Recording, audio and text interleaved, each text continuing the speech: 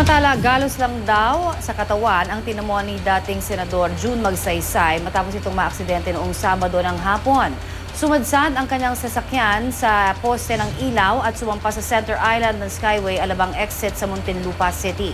Ayon sa kanyang driver, may iniwasan silang sasakyan na nag-cut sa kanila kaya bumangga sila sa gutter.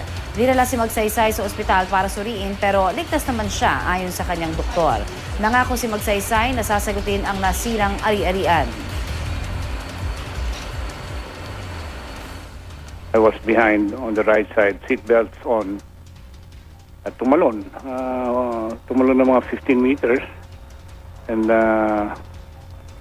ako rin nagitla dahil my eyes closed Para lumipad kami at humampas yung katawan ko sa, siguro yung seatbelt restrained me, no?